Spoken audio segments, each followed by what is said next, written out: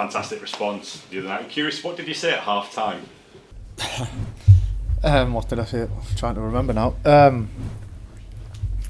I didn't think there was loads wrong at half time. I just thought we were a little bit playing a little bit within ourselves probably.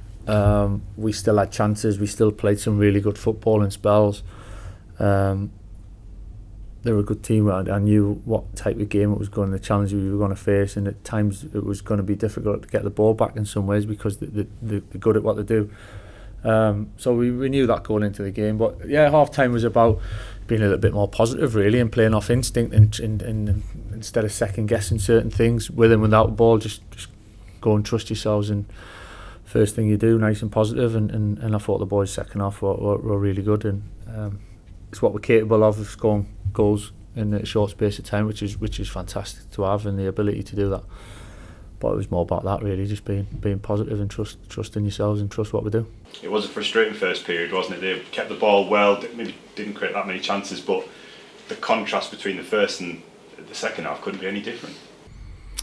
Yeah, and that's football, you know. So that's how it is. Sometimes the first half is a little bit tighter, it's a bit sticky. Sometimes the space comes in the second half. I think we'd all love to come out the blocks and score goals and win games in the first half. It's not always possible, especially against a good team in the way they play. So we understand that. It's about what happens, but by the time the game's finished, that really matters. So at certain points during the game, it might become a little bit more difficult than others. So it's about kind of managing them moments really, and capitalising when you're ahead on top of momentum. And certainly, boys done that. Another kind of couple of injury problems, I suppose, with Tommy Smith and Marcus Force coming off, but the advantage you gained from that was obviously bringing Dykesdale and Jones back into the fray. I'm guessing you knew that the kind of partnership that they can have when you first came to the club, but to see it kind of on the pitch right in front of you, I mean, how much of a bonus could they be for this running and then the playoffs? Yeah, I've said it for a while about the squad and how important it is, and how well the boys train is gives them the chance to take the opportunity when it comes. And both of them obviously not played an awful lot recently, and that's not the one because we don't believe in them. That's just the players that have played have done so well. So it's not been easy to get everyone in the team. But I thought the boys were terrific. It's not to come on at half time in a game like that. It's not easy, but I thought they give us an extra little bit of zip, a little bit of different dynamics, if you like, down the side, and both of them were fantastic. I was so pleased with both of them. And then, so Luton next, a potential dress rehearsal for a meeting again in the playoffs. Do you see that is it a benefit to be facing them now so close to the playoffs, or does it make the challenge a bit more difficult with the gap between those two potential games being so tight?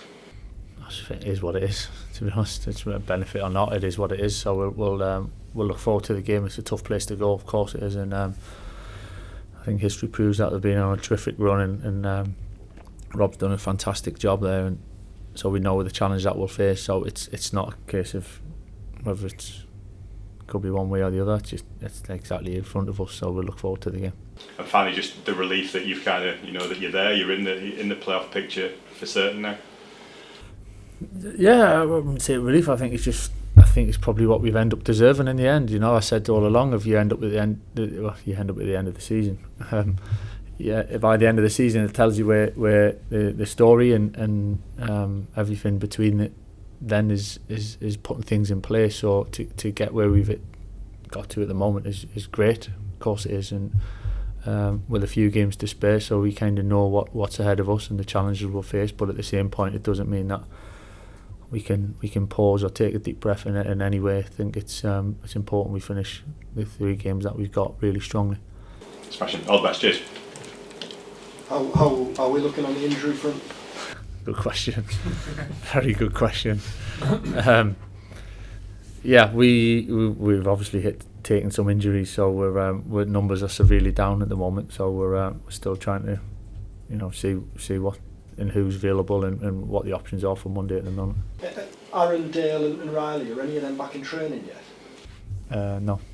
So chances are they're all going to be missing, or them 3 are going to be missing until the end of the season. I don't know at the end of the season, but at the moment they're definitely Monday now.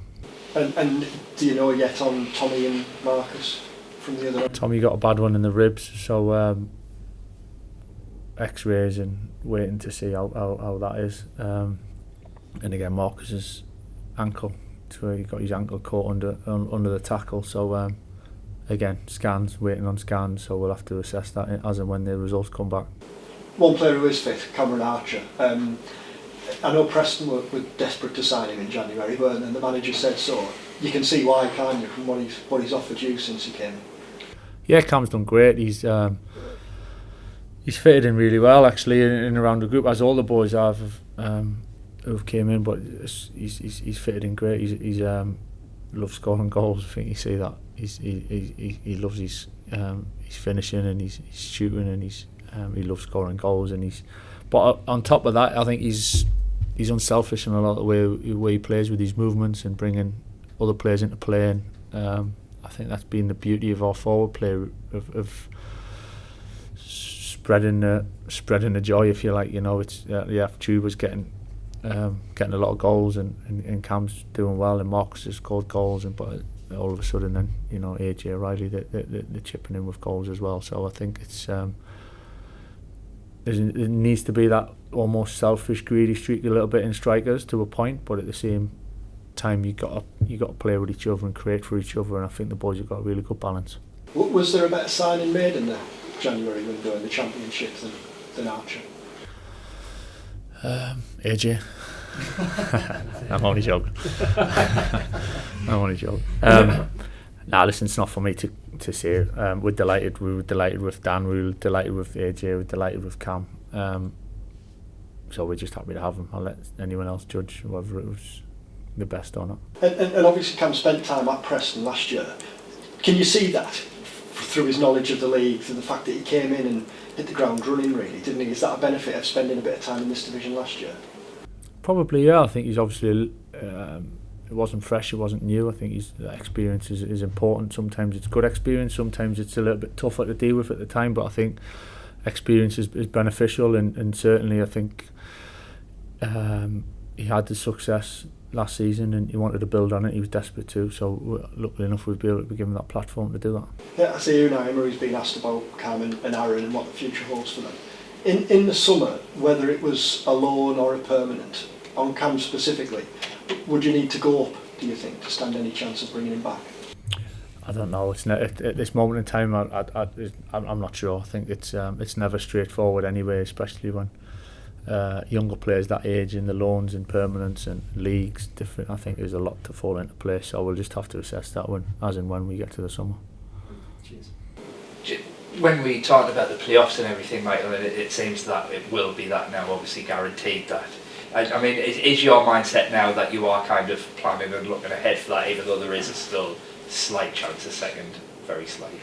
Yeah, of course. You plan ahead. I think we've always had a plan of how the season might pan out, and as we talked about, and you've asked before about plans for summers and different leagues, and where there's always the plan that you have to, and that's not us getting blasé and ahead of us. So I think you just got to you've got to know what's ahead, really. And now, of course, yeah, it's wherever we play, whoever we play against, we know we've got extra games. So there's a balance of that, of getting players game time so they're up to speed, getting players back fit again, and balancing the squad. So, but at the same point, it's not a pause and take our foot off the gas just because we know what's ahead in a few weeks' time. It's about now as well, and keeping the momentum, keeping the ball rolling, performing well, trying to win. It's not a switch you can flick on and off. Obviously injuries and squad numbers, if you like, then come into it, and we got to be a bit clever of how we manage that. Yeah, is that in one respect going to be the kind of, if you like, the difficult part of your job for the next 3 games, kind of balancing that team selection and whether you're kind of protecting some players and wrapping them up for the playoffs, but wanting to keep that momentum? Yeah, in some ways it's always the balance. I think every team we pick, there's always the balance of physically and mentally who needs to play or who deserves to play or who needs a rest. I think it's ongoing anyway through the season.